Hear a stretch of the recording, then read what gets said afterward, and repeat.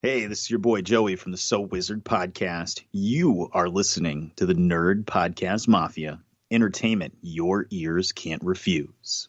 Welcome to the continued podcast adventures of Superhero Speak.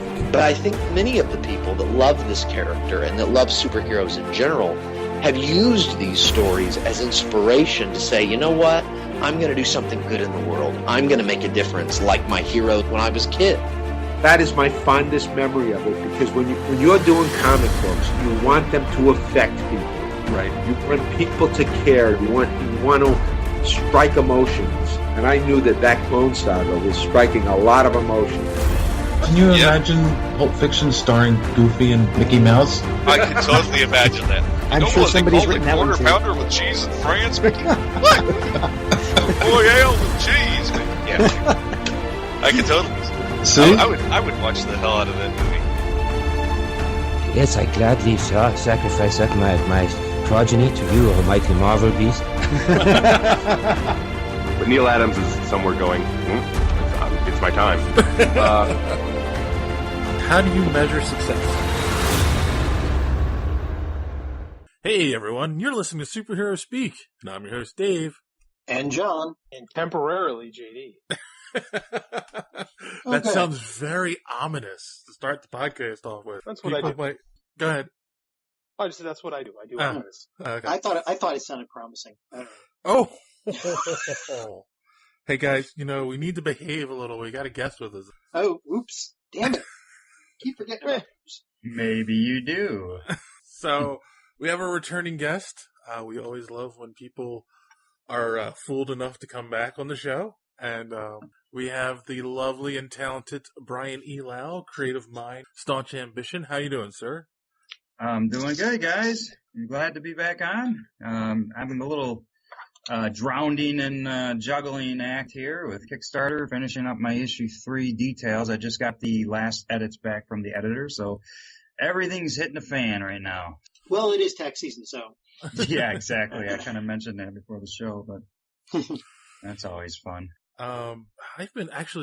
It's funny, I've been distracted online, and John, you may have played this before. I don't know, because you play a lot of obscure internet games. Have you ever played the Universal Paperclip game? Does it have ponies in it? No. Oh, then no.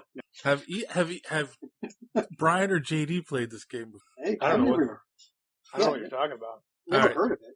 So no, I don't think so. So, okay, for those who are listening, if you want a very odd distraction during the day, it is decisionproblem.com, and essentially the whole game is you start a paperclip company, right?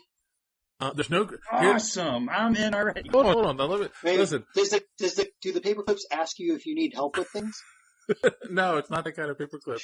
Here's the funny thing: there's no graphics to the game. It's all just like questions that it kind of asks you and things you set up on the screen, and you get more options open up as the farther you get. But it starts out, you make a paperclip, you sell it for a profit, and then you can make another paperclip, and then eventually you get an automated machine that makes the paperclips. You can buy more automated machines that buy the wire for you, and then it builds. And it's cool because it kind of teaches you the economics around supply and demand. Like, the more demand you have, the easier it is to sell the paper clips. The less demand you have, the harder it is. But, okay, I know I'm not selling this all because right now it sounds extremely boring, right? Sounds like the worst game I've I've ever heard. A video game with no graphics. Sign me on. Eventually, it gets to the point where you keep coming up with, you end up with a quantum computer, and it helps you create new ideas, and you end up taking over the world from your paperclip empire. And then so you play a little white laboratory mouse then, huh? And then after you take over the world, the only resource left in the world are paperclips. Oh, wow. So now you have to build things. You have to build like a solar plant with paperclips and drones and so forth. And then, and then eventually you have to explore outer space. And that's the part where I'm at now. I'm getting ready to explore outer space. So it's very weird. It's very fun, and it's strangely addictive. I can imagine. I feel like I'm playing that game already, doing a Kickstarter. There you go. trying to take over the world, I guess. But yeah, I like the outcome. Now, are you playing against? Is this like actually against other people, and then like you can actually win over everyone? No, it's just you and the computer. It's again, it's decisionproblem.com. I believe the story behind it was created as a school project to show in an economics class, but then like they got bored once they got that piece of it working and just nuts. So can you kill people with the paper clips? No, you don't kill anyone with paper clips. You create hypno drones, and then that allows you to take over the world. Do you know that movie reference that I'm referring to, where there was a spoof on Friday the 13th? No.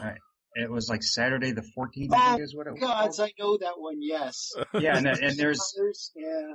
Yeah, I figured you would know that, but it's like, there's a couple that stood out. There's a scene where he's walking up these stairs, and the classic camera work in these like horror flicks was they would show like the feet going up the stairs, and then it would cut to the teenagers, partying, and then it would cut back and then cut back and forth, and you hear his heavy breathing every time they cut to his feet. And he's like, and it kept cutting back and forth, and he's like losing his breath, and he's like, oh, these stairs. He's like complaining about how long he's got to go up these stairs. But the scene with the paperclip is you see his hands hovering over this table of weapons, chainsaw and knives and hatchets and guns, and he's like, and his hands jerk back, and he's like, and he picks up this paperclip and starts bending it. Oh man! So he kills someone. Nice. Well, that's until the invasion of the binder clips. They're mortal enemies. How long are you going to be in this game? You're like, I don't know until I take over the universe, I think. So Brian, for those who maybe haven't listened to the show before, who don't, or maybe don't know anything about Staunch Ambition, can you give our listeners the elevator pitch? Yeah. Can someone do the music while I pitch? We'll dub it in. Oh, sorry. We'll definitely dub it in over that. Oh, we're there already. So, the elevator pitch. The overall idea of the story is it's supposed to be like a futuristic sci-fi supernatural that could happen in our future. And the concept is, what if in our future we entered the supernatural through advanced technology? What would the implications be? So one of my taglines is welcome to the new enlightenment. So not only have we had the scientific age and the enlightenment, and then as our technology continues to advance, it compounds as we've been getting a taste of technology compounding upon itself, and to the point where we enter the supernatural. And so it's not just entering the supernatural, but having the advanced technology along with it. So, and then of course, what I say is driven by the characters in that context. So that's the general idea. Okay. And when you say supernatural, because that could mean so many things, is it we've discovered werewolves? No, not fantasy, not so much fantasy, but okay. Yeah, you're right. I guess a supernatural could cover a lot, and so that's going to be one of the things. I think, but what would happen, let's say we did enter some kind of a supernatural, I describe it as a thought dimension from sometimes. So if you think of like a movie like Inception, ish, and the ability to influence people's minds, seeing some kinds of like supernatural entities or energies, and so having spirit and soul, these kinds of things. So yeah, not necessarily like. Actually, one of my friends and I were we were talking about it, and he's just out in left field, but he was throwing things like, you should put some, I don't know, when do you write? Isn't one of you guys write your own? JD is the writer. No, JD, yeah, right. You write, and you get like sometimes you get your friends to just throw something at you that's like doesn't fit anywhere. And you're like, yeah, you should put this in the story. And so he's like, yeah, you should put Azrael, like transforming one of my characters. Azrael is a giant clone mixed between animal and human. Anyways, he's like, you should have him turning into a werewolf. And I'm like, what are you talking about? This is like not even like, but then I was thinking, because one of the story arcs is Azrael is questioning, becoming more self-aware, wondering, what am I? Am I animal, human? What is it to be a mix of these things? And is there a difference? And what is the difference between animal and human? But I thought what a cool scene from his ridiculous idea was if Azrael saw an old clip from like one of the old werewolf movies, and how it would affect him, being that he is partially human and partially animal. And I thought that would be quite a contrast. So okay, that's actually CJD. Some of the dumb ideas I come up with, you can use. I didn't mean you guys as throwing ideas at them. So, yeah, I've been reading the first, was it issue 0 and issue 1 before we're getting on, and the premise is pretty cool, actually. But my most important question right now is, does it include a dog that can turn pages of a comic book? Yeah, actually, Mia dog. She's I've been actually not just writing this book, but I've actually been doing some genetic engineering myself. So I've been injecting my dog with human DNA. So she's now reading comics and turning them on herself. She orders them online. I mean, she's just got a whole system going. So yeah, that video I just posted, you must have saw that one. Okay, cool. Well, I'm done. So next question. So the other thing we want to make sure we mention before we forget. So as John said, as issue 0, issue 1, issue 2 is also out, and then you have currently a Kickstarter for issue 3. Yeah. You were referring to the video I posted, right? Yeah, which is on the Kick. Yeah, toward the end of the one video. Okay. Right. Yeah, issue 3's Kickstarter is live right now. It's got 3 days left as we record. So, the issue 3, it's for the printing of issue 3 and the production of issue 4. So, right. So pretty much issue 3 is complete. So, right. So, I'm telling you this now, and most likely it's going to happen. This will go up tomorrow afternoon. So people, you're listening to the show early. This is why. Just because at this point there's a day and a half left in campaign, and I think you guys should go check it out. And of course, the link to the Kickstarter's in the description. Yeah, at least check it out. We put a lot of work into this. I have an amazing team working with me. I have Erwin Arosa who does the pencils and layouts. He also works on another book called Grenadon, which is like I think like a Game of Thrones, Renaissance type book, and it's all black and white, and his pencils are just magnificent. I have Neil Anderson doing the colors, and his colors are perfect for the sci-fi supernatural, very vibrant. In fact, some of the pages are actually 3D if you put like these 3D glasses on. I mean, just because of the color palette, we don't make them specifically 3D on purpose, but it's just very vibrant color palette. And one of my favorite artists signed on to do the cover that I've been posting online. Clayton Crane did our cover to issue 3, so that was exciting.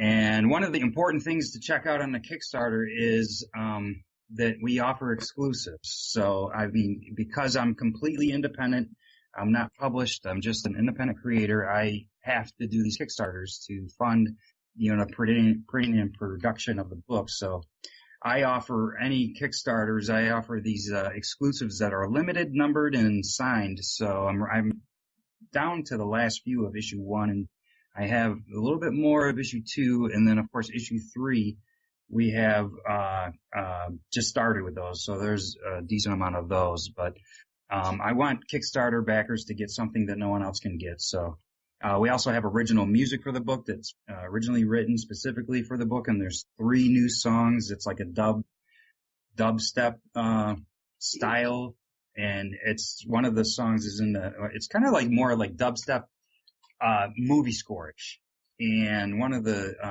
new scores is in the trailer that you see when you go to the Kickstarter. So, and it's magnificent, man. It just synced right up to the I had the visuals done already before I put the music in there. So, and I mean, I'm looking at it right now actually as we're talking, and even just at $10 you get all 4 issues, and I think that's actually a really good reward. And you can't go into a comic book shop and spend $10. So yeah, you get, well, those would be all 4 to digital, and right. For $12 you get all 4 plus music, and I'm cross promoting with Alterna Comics, and so many of the rewards, I had my reward prices and the things I offered already set, and then I was trying to, just racking my brain as an independent creator, how to get the book out there to people and market it. Marketing it's a huge obstacle, but I was like, okay, I've been cross promoting with some other independent people, and then I've been talking to Peter that runs Alterna, and so we're cross promoting. I'm putting some ads in some of his books for my issue, and then I'm going to have an ad for him, and then I'm also offering issue 1 of Santos, which is a supernatural horror, and it's really cool looking. Very, very independent look. Yeah. And just a really abstract kind of style that fits a supernatural horror. So I think at the $12 tier, you get the Santos issue 1, which is just like an added bonus on top of that. So. Right. Cool. And, see, I'm going to embarrass myself. I'm trying to think who's the writer of that book? Santos? Yeah. Oh, geez. I don't remember off. Grab it. Dan Shepard. Oh, there you go. Yes, because he was actually right here. Yeah, he was actually on episode 241 of this podcast. That might have been how I was. You guys. How many people have you interviewed actually from Alterna? I think a couple, right? Yeah, quite a few. Okay, cool. Yeah. That you guys have were one of the main people to turn me on to them. They're doing. Oh wow! So it's actually working. You hear that, guys? Send more creators our way. We make connections. Yes, bringing people together. That's what we do here, or tearing them apart. Well, I prefer the latter.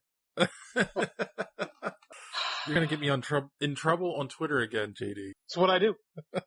But I think it's a good mix and a great company. So, and then I think to get issue like one of the printed issues starts around 12, and then there's also you can get version of the Clayton Crane cover signed by Clayton Crane. So. I tried to put, at the risk of having too many rewards, I tried to put down, because I have unique things like the exclusive variants, variant covers, and then I have some of the standard issues signed by like Freddie Williams and Clay Pham.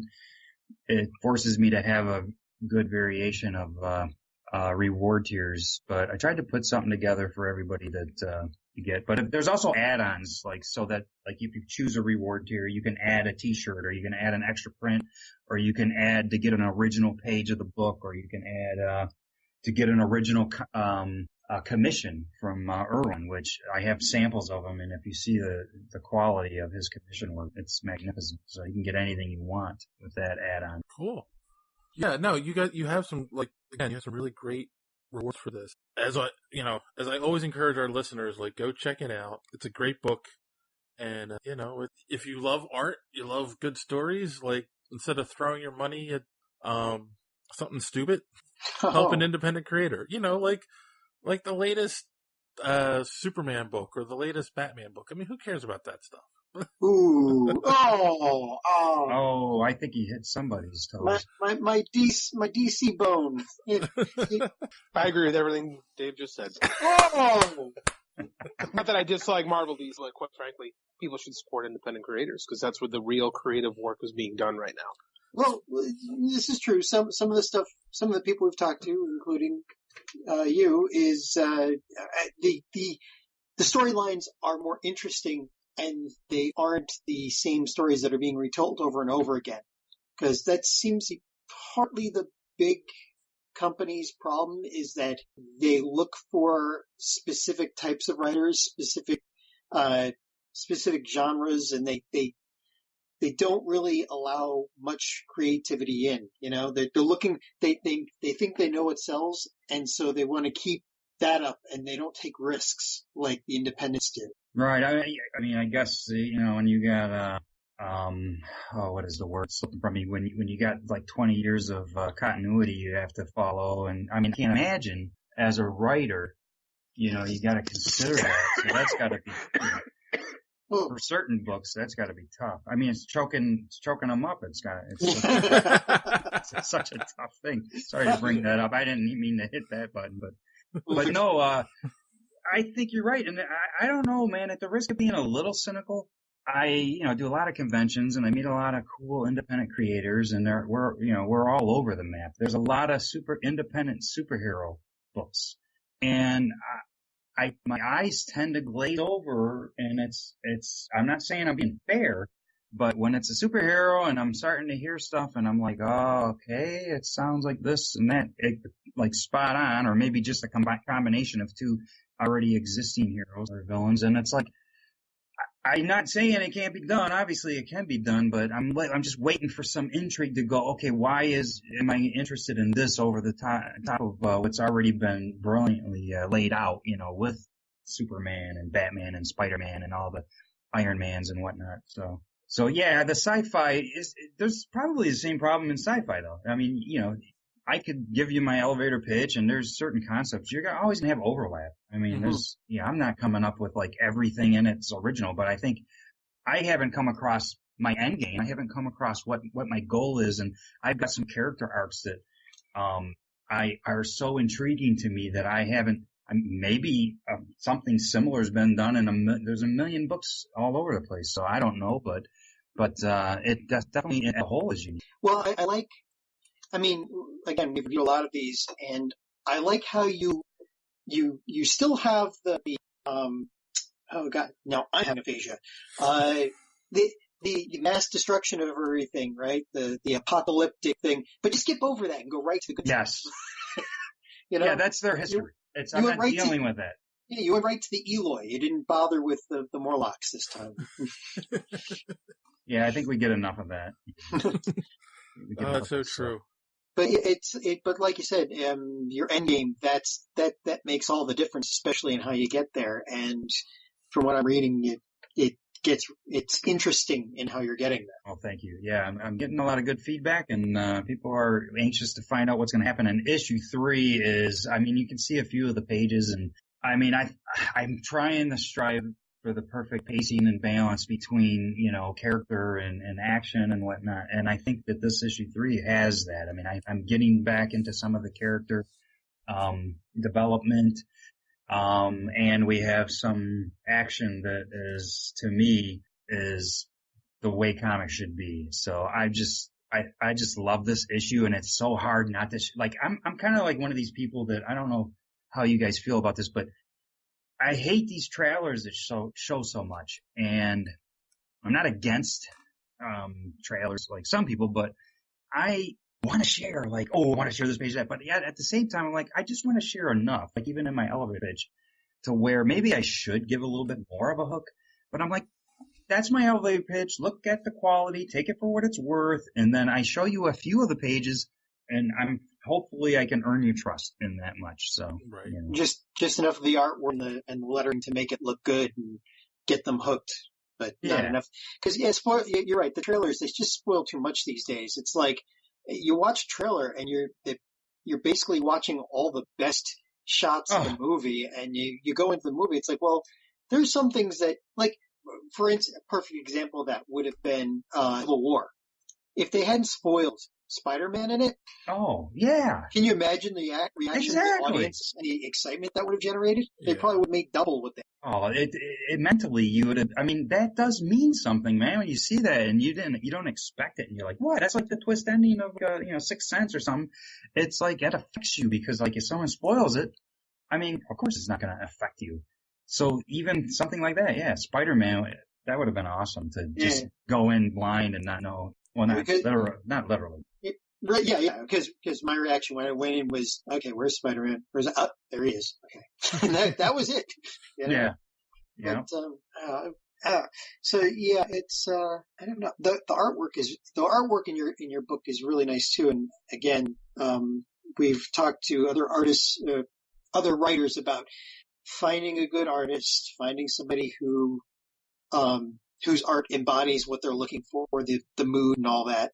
How much did you go through to find a good artist for this? It was, there was a couple, I had an idea to do a comic when I was in college, and it was like, you try to do this collaboration with artists where, you're not paying money or anything like that. And it's like, usually any good artists want to do what they want to do, or they're going to get paid money to do it. So then I finally got to the point, I went through the whole marriage, had kids, for years, and got back to this whole story was more superhero-like and turned into this whole sci-fi thing, something totally different. And I was like, I got to do this. Well, my father passed away, and he had left me some money, and actually he had told me before when he was dying he was going to leave me some money, and I was like, wow, I said. So I told him that I'm going to do this book with it, and he was like, oh yeah, good, do that. And I could tell it really meant something. And so the book in the book I have it dedicated to my dad in the beginning, or as a producer, but I took that money now to try to get a team and get an artist. And even when you have money to pay in the frickin' butt, because it's like, to hook up with the right person and somebody who's going to stay committed. So I went online and went to like different forums and stuff. And I eventually hooked up with, Tyler Thal, who actually lives right near my mother in Michigan. I'm a Michigan guy. And, he's got this perfect concept art looking style, like a Blade Runner-esque, or he does concept art for video games mainly, so. But then he did like the first 2 issues, but bailed out on me. And I was like, oh my gosh, I almost had a nervous breakdown. But then I had already hooked up with Erwin Arosa, but then he hooked me up with Neil Anderson. And my story had been just transitioning into the supernatural. And that's when it like worked out, at least, to where the supernatural pages were the first ones where Tyler wasn't working on them. So Neil started working on them. So it kind of eased the transition from one artist to the other. And then, so Tyler hooked me up with this other, artist, to bridge that gap. So hopefully I won't get into that situation again, but, basically through forums, or I think it was called, the one comic book forum is called like Webbings or something. It's been so long since I've had to go that route. It was something like that, where you can be an artist and look for work, or you can be a creator looking for artists, and it's got a huge community. So, and I went through, I would say, send me a sample of my one main character, Azarus, which I have a ton of versions of him from different artists. It's always cool to see how different people, but so you would start with that, and I was going to hook up with the artist out of the country. I forget, it was like some country somewhere. And when this artist was sending me stuff that looked great, and I'm like, of samples of their work. And it just there was a red flag about something wasn't adding up. Eventually, I was all going to go all in because the price was great, but the quality was amazing. And I did an image search of some of the art this person had sent me. And it was some amazing artist that did some work for some Israel, like, superhero. And I just imagine like Jim Lee or something quality. And I was like, got back to this artist and said, hey, how come I found out about this and that? This isn't your stuff. And I never heard from him again. So they do that? Oh, yeah. Somebody did that to me. What do they do? They just take the money and run and never give you the art? Well, I'm not sure, because this person actually did some concept sketches of the character, and they looked pretty good, but there was these red flags, and so I kind of was going with it because they were sending me stuff, and I don't know if they were taking stuff and just kind of tweaking it, so like taking a pre-existing pose and kind of tweaking it, but it looked pretty good, so it's kind of a mystery to me, so I never was able to find out all the details, but that would have really stunk. That is so weird. I would never think that, it's not like you can play a confidence game like that and be able to come out if you don't have any, artistic ability. Right. Because, there's only so much you can, I don't know, you wouldn't have paid him before you got the art, would you? The name was Sandra Banks. And it was supposedly a female mother. And I still have the art, the concept stuff. And I could probably look at it and go, well, maybe, but yeah, I would have, maybe that was the end game, or the goal for this person was to try to get money up front.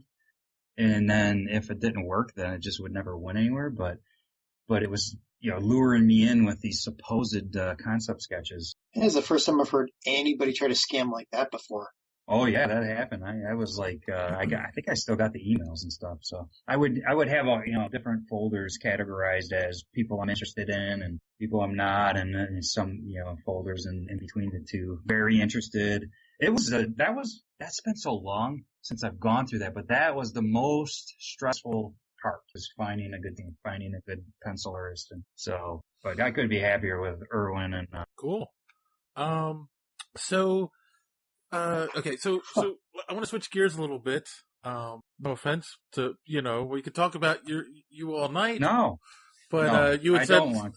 yeah, exactly. You had said earlier, like maybe we could talk about some relative news, and something did come up over the weekend that I kind of feel that us of all podcasts probably should talk about.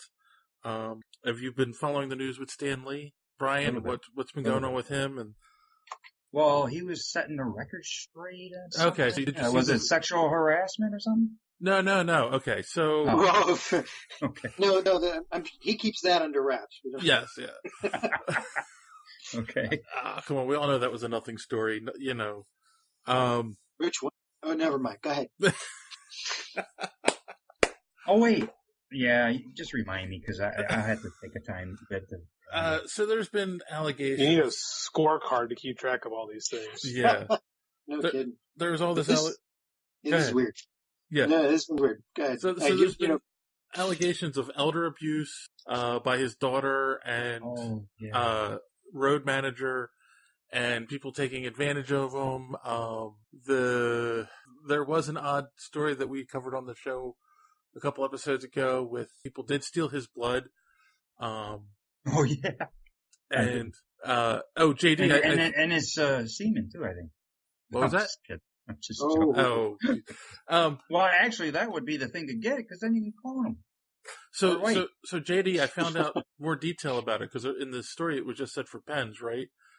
Apparently, the blood got mixed in with ink for stamps, and it was a stamp of his signature. And there was a place in Vegas that was selling comics that were stamped with this blood ink with his signature. Somehow the story got stranger. Yes. That is, yes. Well, now that means that anybody that got one of the comics that was signed with it has the ability to clone him. Apparently. So there was all this. Didn't Kiss do something like that? They put their blood in. When they did their comic with Marvel, they mixed their blood in with the red ink, so that every book that was published, every Kiss book that was published, had a little bit of their blood in it. So you got an STD with every book. A collection of them. Actually, I heard that's what started the AIDS epidemic. Not for AIDS. Comic books? Paper cuts. Comic books. So, I mean, we're trying to follow this. I believe last Friday. Yes. I believe last Friday it was on Facebook. Stanley posted a video. It's been picked up by different news outlets now, and it's circulating. Where basically he gets on the camera and he's saying that his daughter isn't doing anything wrong. He loves his daughter. None of his friends are abusing him. That there was a lawyer he hired for like one day, and he didn't like the lawyer, so he ended up firing him right away or not working with him. And now he's starting to spread all these rumors about him. So, I don't know. Like, it's interesting. Like, yes, I agree with the concept of this man is going to tell you I'm not being abused by my daughter, which is probably true. But I think there's another side of this story that no one's really talking about is, should Stanley be going out into the public at this point? I mean, he's 95.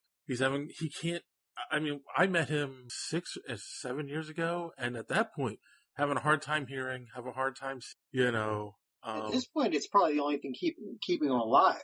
I mean, if you go into convalescence, you're going to convalesce, and you're going to age quicker, and you're going to die. If you're out there moving around, interacting with people, it's scientific fact that people that are more active live longer. It's keeping me alive. So what we need to do is we need to strap him to a treadmill and keep him running 24/7 so he lives to 200. No. But I mean, because I'm sure he also again enjoys seeing his fans and all of that stuff. But at what point do you stop being Stanley Lieberman and you're a prop now known as Stan Lee? When you don't have his consent?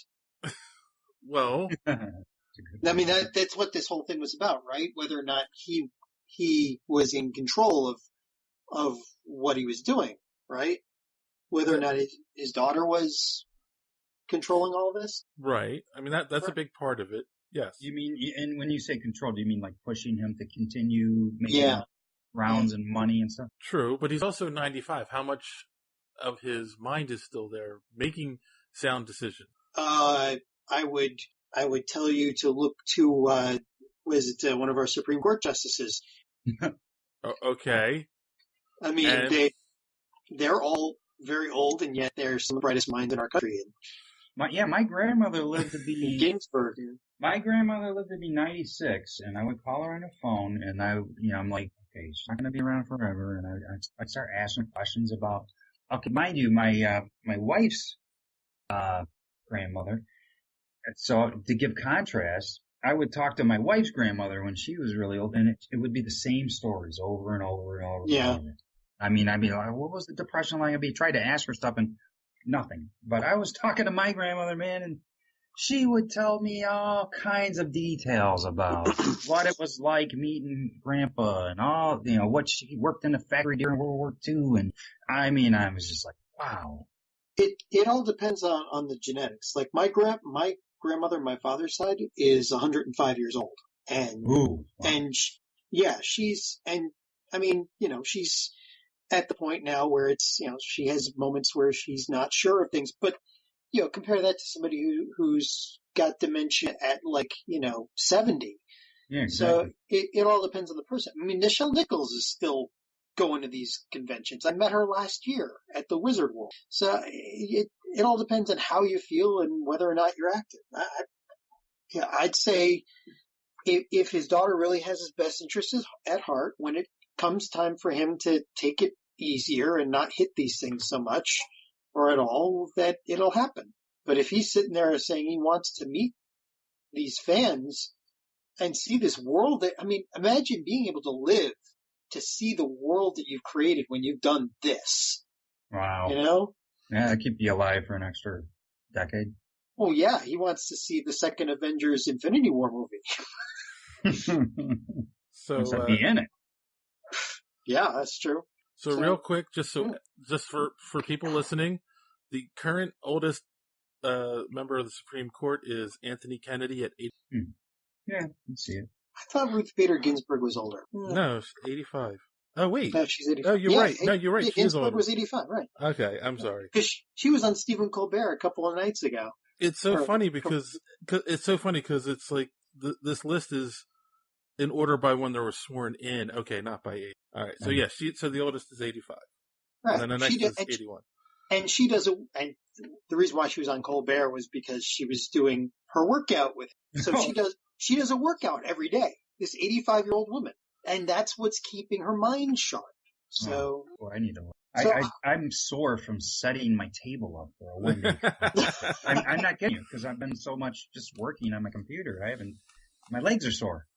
Yeah. Pretty bad. We all get that. That's why I run.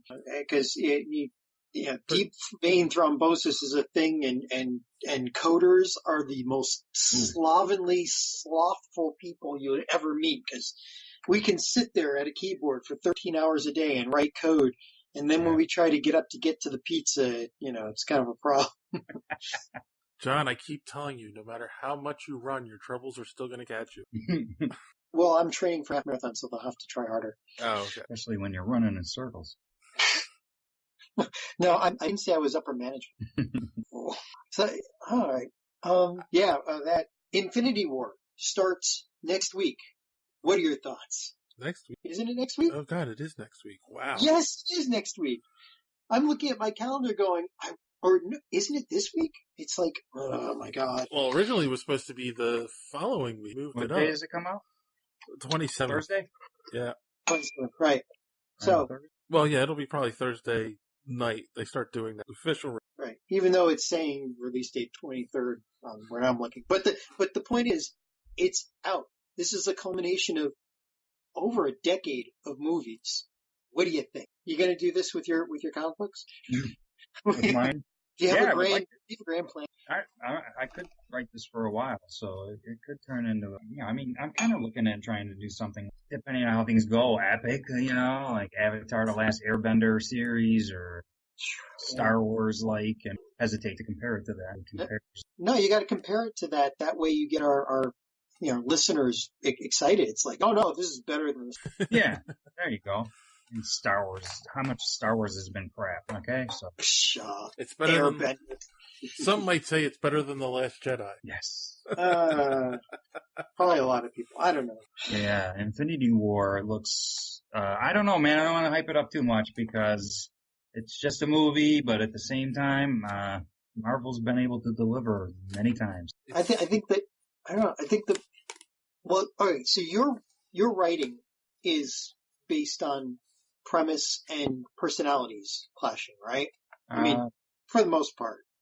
I think so. I mean, I'm trying to get into the certain kind of personality conflicts, and I want to get into some family dynamics. Yeah. But yeah, maybe. So the thing is that like the Infinity War is kind of, tertiary to all of the personality interactions we're going to see, like Star-Lord and Iron Man, and again, this goes back to the trailer spoiling everything, and Spider-Man and Doctor Strange, and I don't know, Hulk. I want to see Hulk and the Destroyer, right? I think the one that I'm most looking forward to, and if they don't give it to us, I probably will leave the theater disappointed, and that's the interaction between Tony Stark and Doctor Strange. Ooh. Yeah. Because in the comics, they've done it quite a few times. And, of course, again, Tony is all science and technology, and Doctor Strange is the master of the mystical arts. And they're both brilliant. So right. they both think they're always right. For the most part. So. Yeah, like the line, Peter Parker's like, oh, we're using our made-up names. My name is Spider-Man. It's like, all right, that's the Spider-Man I grew up. Yeah, well, but that's a good point. I mean, we've got humor in this, and that's partly why Marvel is still kicking DC's ass. Yeah, by far. I mean, I don't even know if it's close in the movies. No, yeah. It's not close in the movies. It is mostly sad. That's a good opportunity for me to plug. Did you guys see I posted a new article on the website today? It's why is the DCEU failing? I think because of CGI mustaches. Yes, that's exactly it. No, I think people need to go to the website and check it out, and read the article. But yes, that must be a long article. Oh, it is. You're like, oh, it is. Nice sipping a beer. Oh, point to you. That's horrible. Sorry, John, you're just backing the. Hey. Yeah, Marvel has been cranking out movies, and I'll tell you what, the last two, I've been really enjoyed. Like Thor, I thought Ragnarok was amazing. I just loved it. I mean, they're just hitting on so many cylinders. And then the second Guardians of the Galaxy, another great one, and those just came out recently. Yeah, I think this is going to be. I mean, I hate making predictions on stuff like this, but it's gonna be at least as big as Black Panther, or bigger. Oh yeah, I mean, how can I forget that one? I mean, that thing broke records and. Yep, third highest gross of all time. It'll be interesting. I mean, I don't know. There's just the sheer number of movies that Marvel has pumped out. The only comparison for DC is their CW lineup, and they've been doing pretty good. But and even Krypton has been okay, even though that's on Sci-Fi Channel, not CW. So oh, I'm sorry. Go ahead. I said, don't worry, John, you're getting your Aquaman movie later this year. So do you think Infinity is gonna deliver on something gutsy? Are they gonna really do it right? Are they gonna, I think you know what I'm getting at. Are they gonna have some like serious consequences? They have to. Okay. There are a couple of actors that don't want to be in it. It's not only that, it's, yeah, exactly. You're 10 years in, 18 movies into a film series, and how many other film series can say this and have the same actors throughout the entire thing? Harry Potter, maybe. I mean, that was 8 movies. Close. What was that? I would just say kind of close. Kind of close. I mean, they were children when they started, and they grew up doing them. But nothing's been done like this. Nothing. Right, but again, it comes down to how much longer will you believe Tony Stark is Iron Man? He's eventually going to hit that age where it's like you don't want to see him suit up anymore. Well, I don't buy that. I don't buy that actually because when he's wearing Iron Defense. Yeah. Well, he doesn't do anything. Like he doesn't really do anything in this movie. I don't think he needs Depends. I think he would have built that into the suit automatically. You know. Yeah. What were you saying? You were saying, JD? No, I was saying like Tony Stark doesn't Robert Downey Jr. doesn't do a lot. Like he just shows up. He looks good. All the action is done in CGI. So he can do that thing till he can't walk anymore. Like, realistically speaking, I enjoyed watching Sean Connery in films until he decided he was done with it. Like, if it ain't broke, don't fix it. Yeah, and his gimmick is that he's powerful in a suit, not as a person. Right. I mean, his mind in his suit, so. I don't know. I still think, 53, it's kind of. Dude, don't look 53. You saw how they CGI'd him. Which movie was it where in the beginning it looked, that was crazy. He looked. That was Civil War. So real. Yeah, Civil War. That looked too real, man. Yeah, and that's funny because they did, was it Admiral Thrawn, right? Or, I forget. In the Star Wars movie. He did not look that good. Yeah, and he doesn't have you should be able to get away with his face, I would think, easier because he's got more blemishes, I would say, as far as you doing like Robert Downey Jr. when he was young and. No uncanny valley there. Oh wait, you mean Tarkin? Tarkin, that's right. Sorry. What kind of Star Wars fan are you? Tarkin? Well, one that's really disillusioned because Han Solo movie. Okay, fine. Okay, see, but the difference is I think the difference with the CGI there is you're taking the actual actor and you're using CGI to de-age him. This is, the actual actor isn't there because he's dead. You're trying to completely recreate his face on someone else's. So they could de-age Robert Downey Jr., but they couldn't do a mustache right in DC. It also depends on who you're working with. Like, not all special effects houses are created equal. Well, that is true as well. Just look at the mustache in Justice League. Speaking of case in point. And I specialize in mustaches over here. I still don't understand why they couldn't do the opposite. Let him shave and then just CGI the mustache onto it. Because then Paramount didn't want to pay for a crappy looking CGI mustache. They had the contract. That's how contracts work. It's the ultimate troll job by Luke. Okay. No, he can't shave his mustache. There. I thought it was hilarious. So yes. Practical effects are dead again. I guess they couldn't do a practical effect mustache. Really? I do think it also allows them to inject new blood, right? Because if you want to start bringing in new characters and new franchises, at this point, your main Avengers are only going to be cameos in other movies. I don't know if that's a good idea. May I point you to something called the New Universe?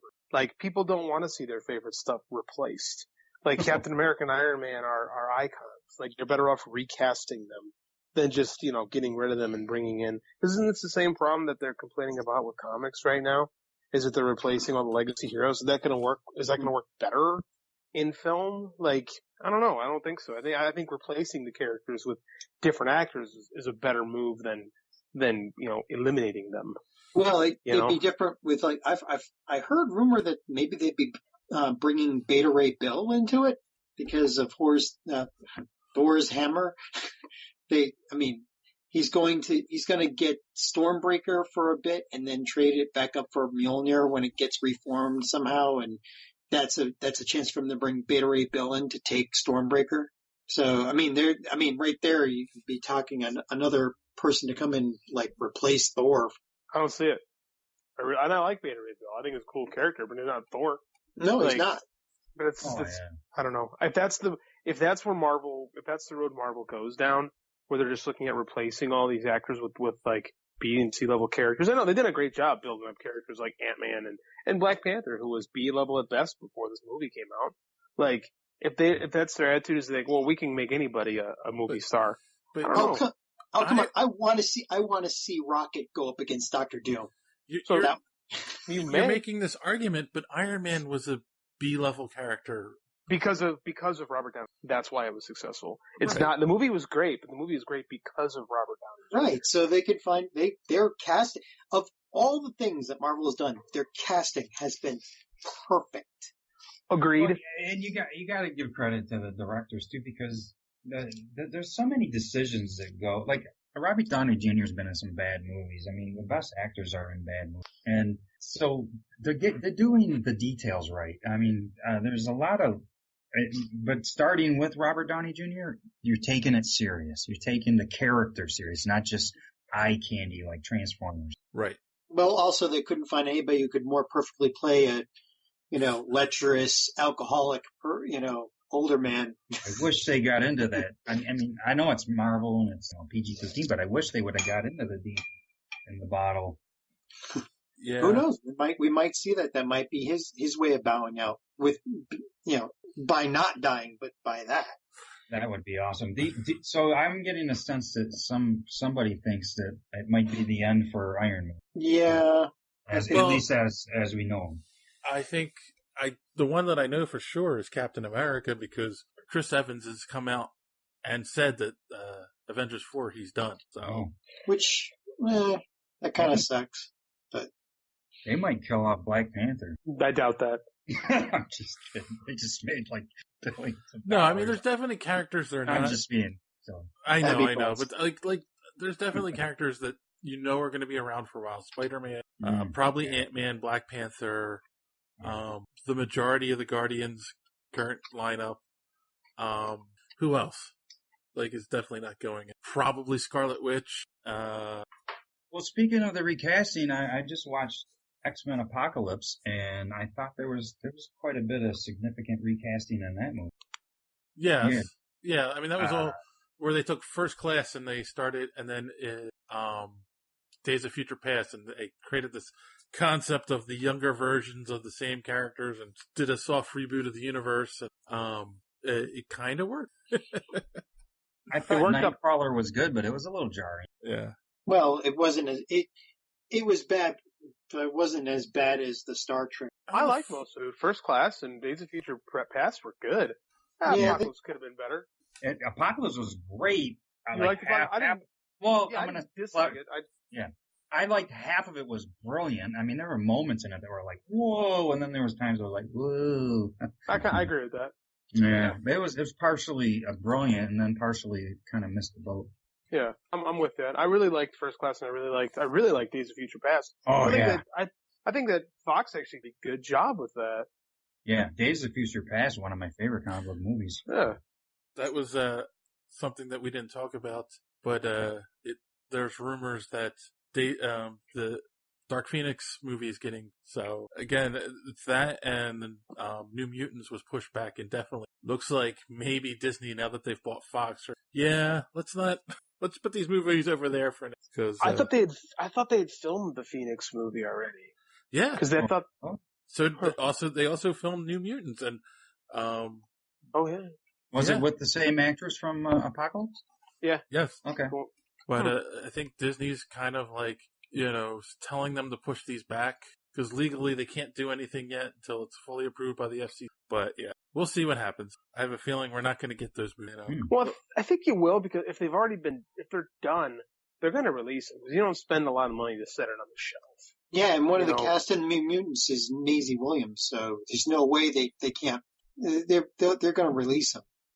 Well, the one who's playing Jean Grey is Sophie Turner. So I mean, there's Game of Thrones all over that place. I mean, it's gonna get released. I mean, I imagine maybe they'll retool things or figure some other way to do something. But I mean, I don't think it's just gonna sit there. Or it'll be released direct to DVD.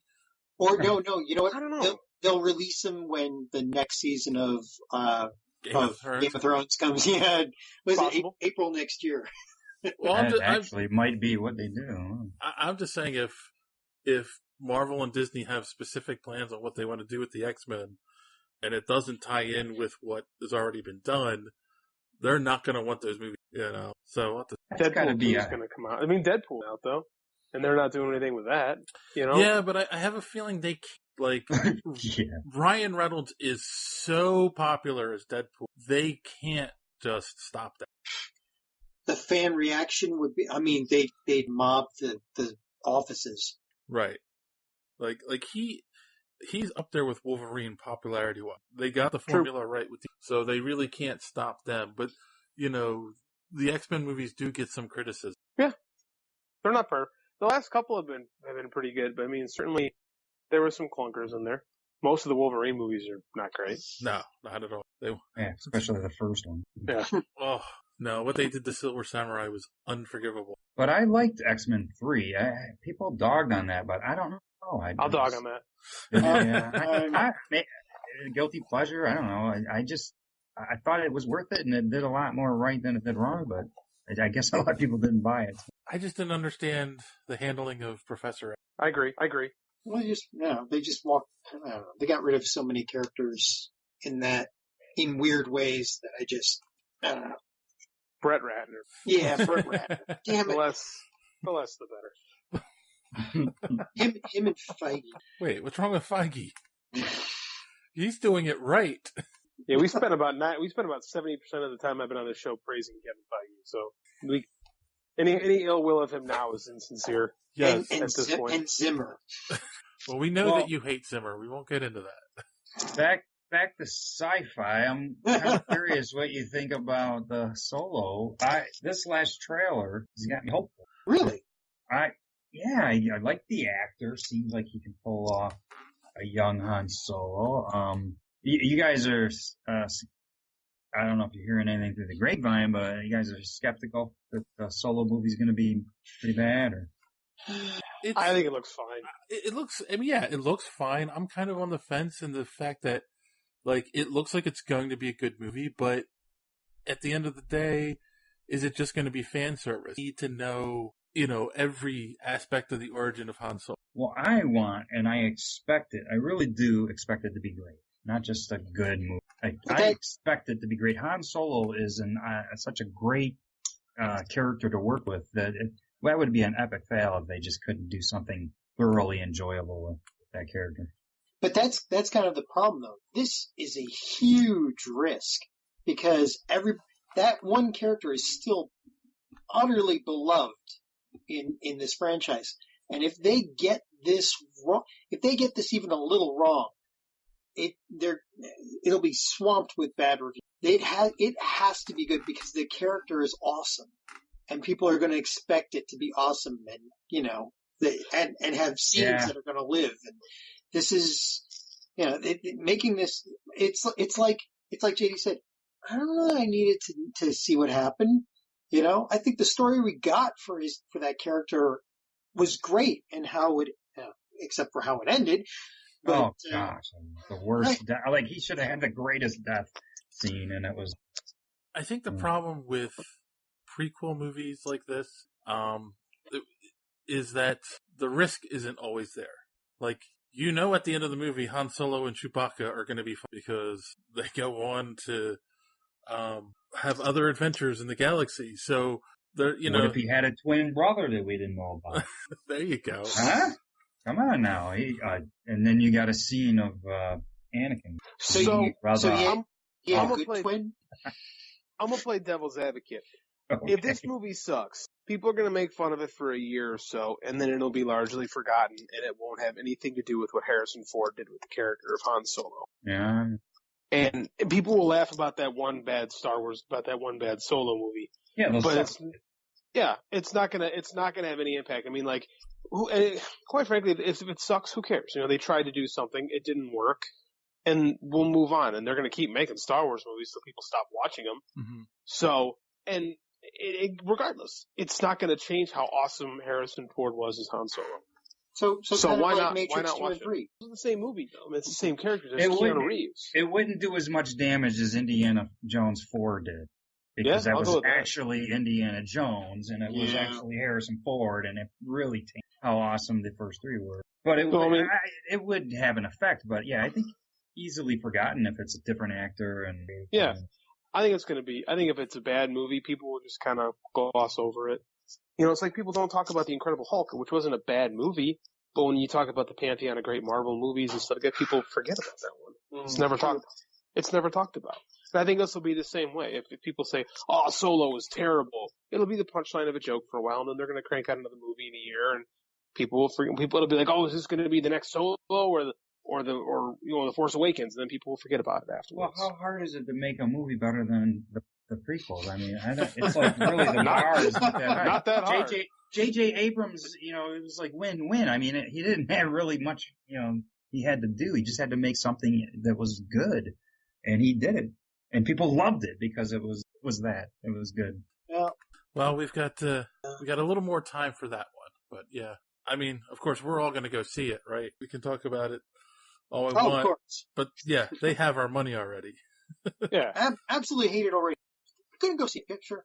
Well, that's the thing is it's going to make money no matter if it's good or not. The question is, what do they do with it? And the nice part about the Solo movies, you don't have to make a sequel to it because we already have 5, So Right. they have that for you. They have a little bit of flexibility to go out and try something. It's not franchise dependent. Like, that's kind of what I like about something like Rogue One, is they didn't try to give us Rogue 2. Like, they just ended it. Everybody died, and it was like, wow, what a ballsy ending for a Star Wars movie. Well, it'd be really interesting if they gave us Rogue 2 because it'd just be a bunch of skeletons hanging out. Which wouldn't make for a very good movie. So they chose not to. Hey, I heard Lucas was actually writing that right now. we got 2 Weekend at Bernie's, so Do we need any more? We need one. We needed one. We did not need. No, that's debatable, John. Cool. All right. So, I guess, we're at a good point to start wrapping it up. I know I'm sure I asked you this the last time you were on, but I'm going to ask you the question that we usually like to wrap up on with our guests, and that is, how do you measure success? Oh, in my head. Every time I listen to you, I always think of that, and now I'm like, I forget what I said last time. I think what was I going to tell? Well, it's definitely not on funding your Kickstarter before 3 days to the finish line. But I guess to me, I think one of the crucial successes is it's not even to be popular or to have something that people like. I think in my humble opinion, there's a lot of things that are successful that aren't really edifying, I'll say. And I'm sure there's a lot of people who can come at art in all the forms that we create art in and decide what is actually edifying or whatnot. But I think to have really true, like, maybe there's levels of success, and there's the best success is something that is somewhat like edifying and makes the world a better place somehow, as far as inspiration or lesson learned. Could even be through showing really difficult subject matter. But I guess success would be having a somewhat of a helpful effect on the world with something that inspires people or that makes people think and can inspire people to be better. Or I think there's a lot of stuff that kind of got a negative. I think it can affect us sometimes, especially I have 5 kids, young kids growing up, and you just see that we're so at a young age so easily influenced, and so our culture is definitely quite different as it continues. And so kids growing up today have a lot more to grapple with than like my parents did or their parents. So I'll go with something along those lines. I'll take that answer. Yep. Cool. Ding, ding, ding. Cool. So, thanks for coming on. This has been a fun conversation. Yeah. And, to everyone out there that's listening, please again, head on over to, Comixology. Kickstarter. You can search for Staunch Ambition or Brian Lau, or you can just click on the link in the description and check them out. Throw a few shekels his way. It's a good book. You guys should support it. I did buy all 3 episodes on Comixology. Oh, sweet! Yeah, it is on Comixology. Yeah, and I mean, it's not a charity. I mean, we work hard on it and stuff, and sometimes it comes across like, hey, throw some money at this independent creator, but we put our blood, sweat, and tears in it. At least look at it and see what we've made. Share it. That's free to share. And then you'll get, our blood, sweat, and tears. You get the beautiful art and story and music that we put together. So is the blood, sweat, and tears used to sign the issues? Full circle. It feels like it. I'll tell you that much. So just so our listeners know, no Stan Lees were hurt in the making of this comic. What if Stanley isn't alive and it is like a Weekend at Bernie's kind of a scenario? You notice he's always next to somebody with his arm around him. Did you notice that? I think that is the perfect place to end the podcast for this week. So that's an image for everyone out there to have going forward. So as always, thanks for listening. Don't let your cape get caught in the door. Have a good week.